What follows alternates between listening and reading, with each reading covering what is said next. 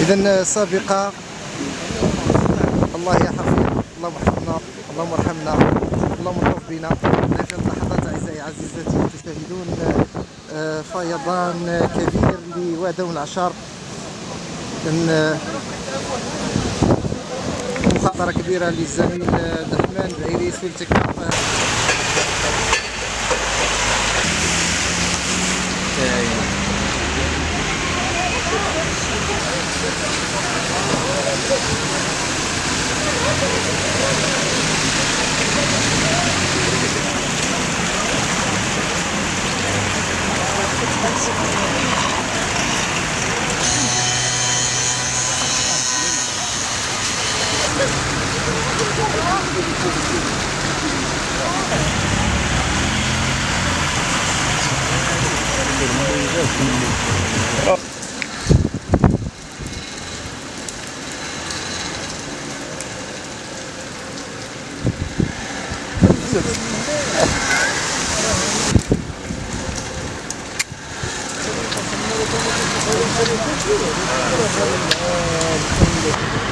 كما قلت لعبنا كلشي الشباب ديالها اللي كيشوفوا اوتوماتيك قدامي.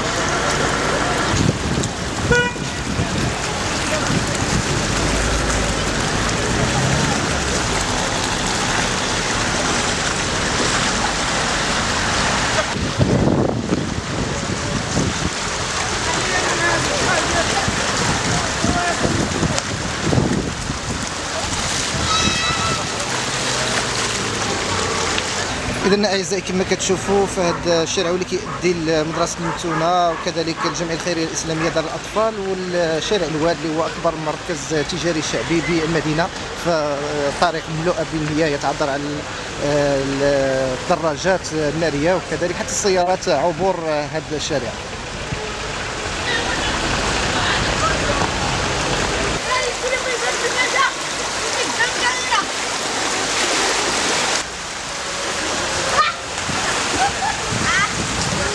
إذن لازلنا معكم أعزائي عزيزاتي في المنبر الإعلامي صحراء 360 وكذلك الجوطية بمدينة قلميم، يعني مملوءة عن آخرها بالمياه ديال الأمطار.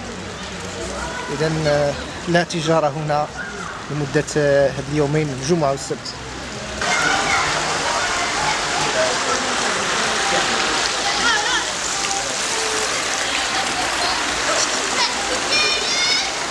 كما كنشوفوا هاد البالوعه وهاد القادوس بالعاميه، يعني ما بقاش قادر يستوعب هاد المياه اللي كتجي وهاد الفيض الكبير.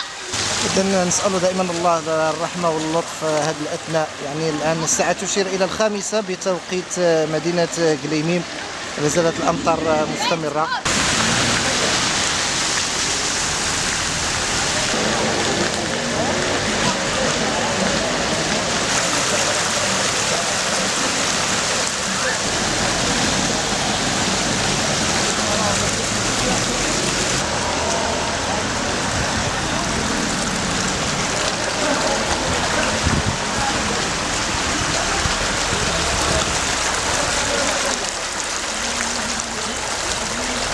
إذن من أمام شارع أو من أمام مسجد الشرقي شارع محمد السادس قرب ساحة جرافة نشاهدون مجموعة من المياه.